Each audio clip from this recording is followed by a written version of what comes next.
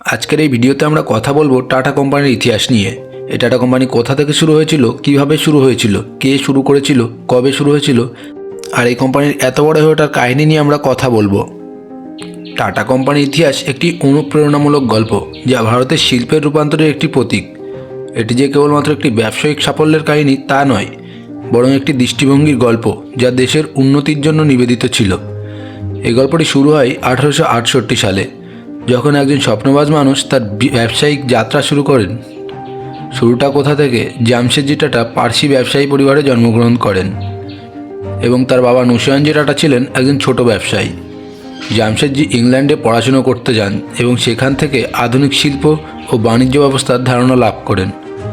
ভারতে ফিরে এসে তিনি বুঝতে পারেন যে দেশকে এগিয়ে নিয়ে যেতে হলে একটি শক্তিশালী শিল্প খাত গড়ে তুলতে হবে। তার প্রথম উদ্যোগ টেক্সটাইল মিল। 1868 সালে মুম্বাই একটি ছোট ব্যবসা দিয়ে যাত্রা শুরু করেন জামশেদজি। তার প্রথম বড় উদ্যোগ ছিল 1877 সালে প্রতিষ্ঠিত এমপ্রেস মিল, যেটা একটি টেক্সটাইল কারখানা। এই মিলটি ছিল তার প্রথম বড় সফলতা, যা ভারতের টেক্সটাইল শিল্পকে একটি নতুন মাত্রা দেয়। জামশেদজি টাটা যে শুধু ব্যবসায়িক মুনাফার জন্য কাজ করেছিলেন তা নয়, তিনি তার কর্মচারীদের জন্য উন্নত কাজের পরিবেশ এবং সুযোগ সুবিধা প্রদান করেছিলেন। তার মনে একটা বড় স্বপ্ন ছিল, ইস্পাতের স্বপ্ন।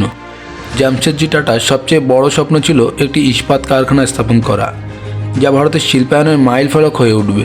তিনি বিশ্বাস করতেন যে একটি শক্তিশালী ইস্পাত শিল্প ছাড়া ভারত কখনো স্বাবলম্বী হতে পারবে না। যদিও জামশেদজি টাটা জীবনদশায় এই স্বপ্ন পূরণ করতে পারেননি, তবে তার মৃত্যুর পর দোরাবজি টাটা 1907 সালে ভারতে প্রথম ইস্পাত কারখানা টাটা স্টিল প্রতিষ্ঠা করেন।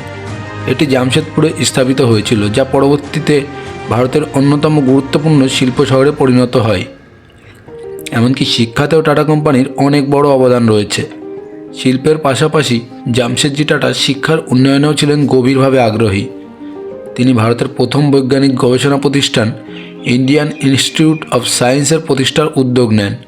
তার এই উদ্যোগের মাধ্যমে ভারতে উচ্চশিক্ষার প্রচলন আরও বৃদ্ধি পায়। জামশেদজি টাটার মৃত্যুর পরও টাটা গোষ্ঠী তার দৃষ্টিভঙ্গি নীতিগুলো ধরে রেখেছে। তারা নতুন খাতে প্রবেশ করতে থাকে, যেমন অটোমোবাইল, আইটি, হোটেল ইত্যাদি। 1945 সালে প্রতিষ্ঠিত হয় টাটা মোটরস, যা বর্তমানে বিশ্বের অন্যতম বৃহত্তম গাড়ি প্রস্তুতকারক প্রতিষ্ঠান।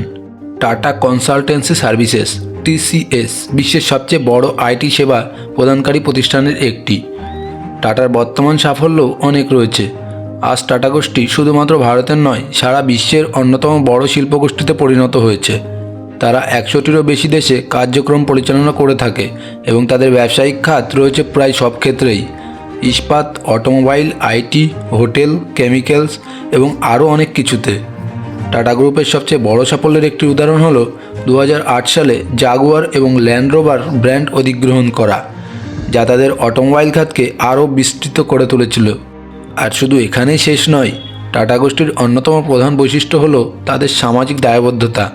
টাটা কোম্পানি সবসময় তার মুনাফার একটি অংশ জনকল্যাণমূলক কাজে ব্যয় করে আসছে।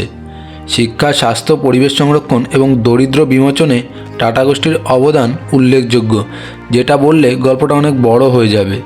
টাটা কোম্পানির ইতিহাস শুধুমাত্র একটি ব্যবসায়িক সাম্রাজ্য গড়ার গল্প নয়, এটি একটি দৃষ্টিভঙ্গির গল্প, যেখানে মানুষের কল্যাণ এবং দেশের উন্নয়ন ছিল মূল লক্ষ্য।